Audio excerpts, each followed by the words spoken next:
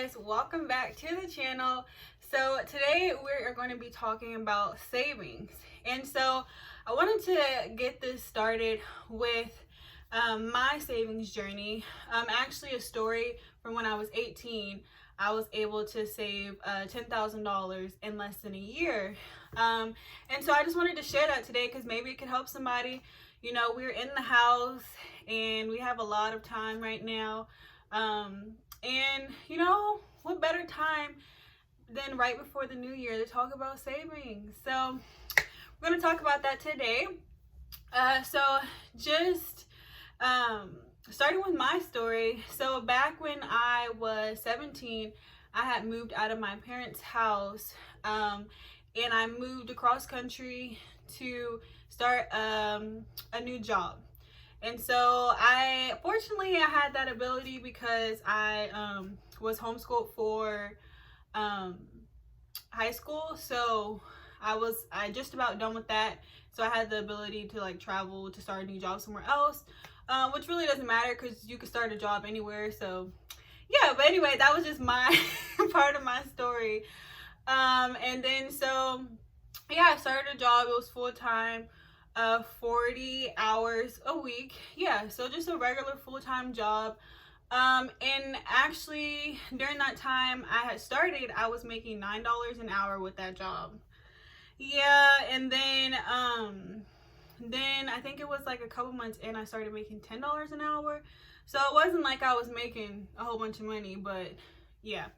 So it was kind of more like a really good opportunity for me to increase my skill set. So I just summed it up as that. It was kind of a full-time job, but like an internship. So it was just whatever.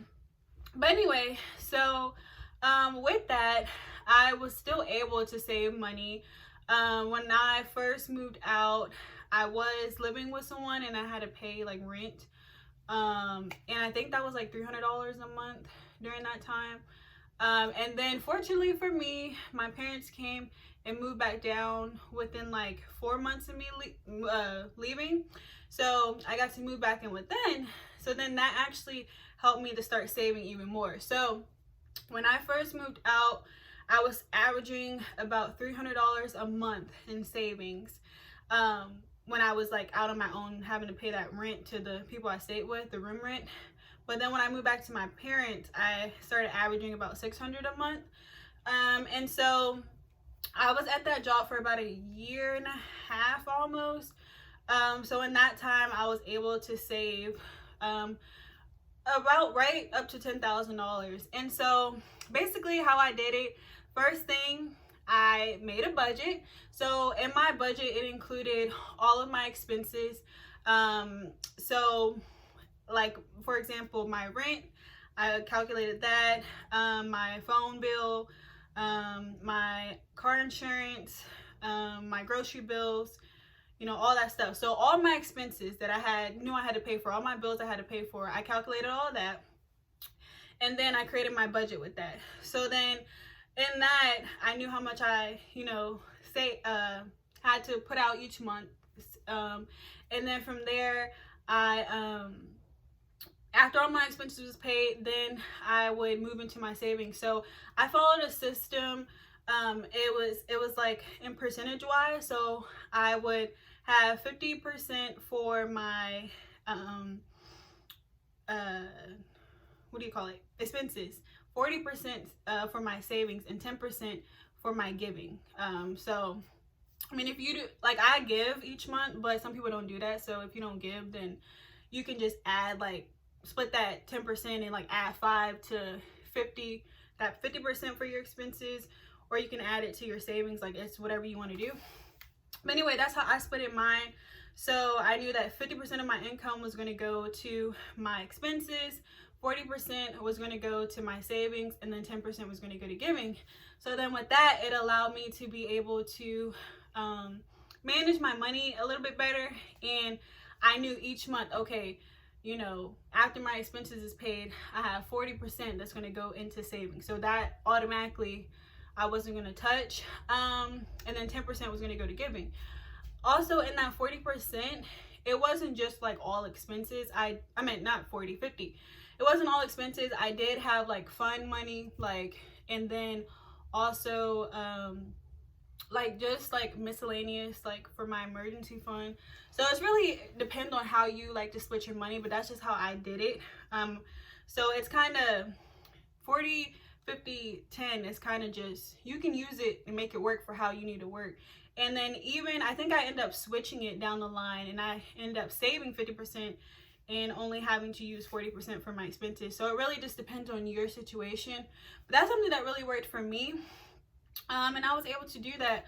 Also, another thing I was able to do was, for my job, we had, yes, we didn't get paid a lot, but we had performance bonuses every quarter. So if I performed well and did my job well, then I got a bonus, and then I get save even more money with that. So that's just another thing. If your job offers like performance bonuses or anything like that, I would highly encourage you to do your job good, because then you can get extra money like that and start saving more. But yeah, that's pretty much all I did. It wasn't really anything fancy or extreme.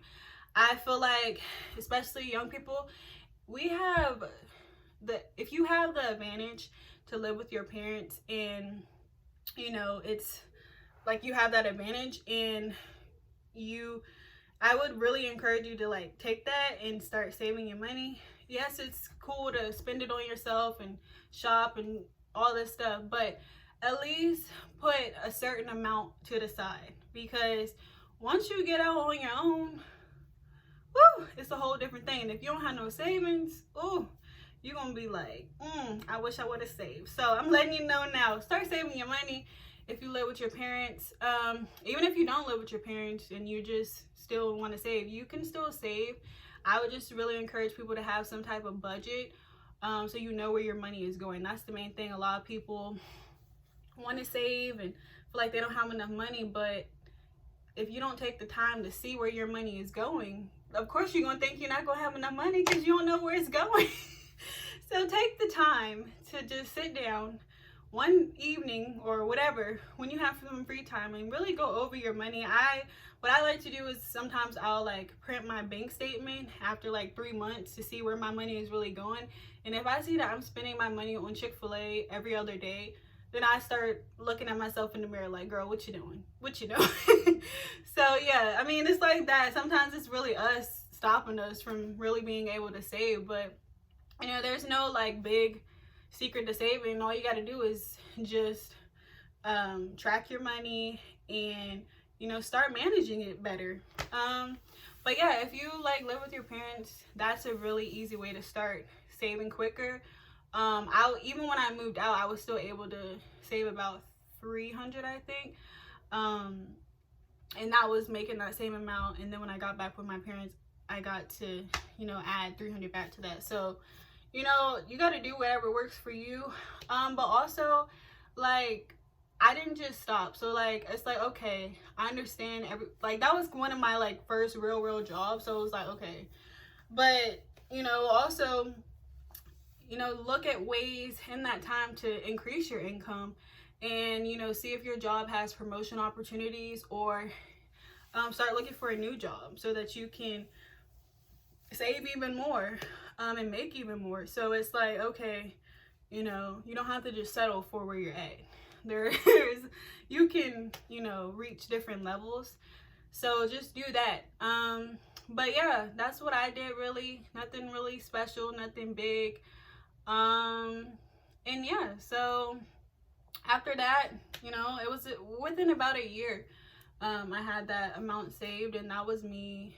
At that time, I got up to $10 an hour. So yeah, so it's really not that difficult. I think we just have to really, like, one thing that helped me was a budget. Also, I followed, like, I looked up, like, things online and different stuff, and I had, like, different coaches and resources. But even without them, it's like, you can go to, like, you can have a coach and all that stuff, but it's really up to you to decide what you want to do. Like, they can't hold your hand and be like, you got to put this money aside each month. Like, no, you got to do it yourself. You got to want it bad enough yourself, especially if you have goals, like, and you want to move out or something like that, or you want to like save for a car and stuff like that.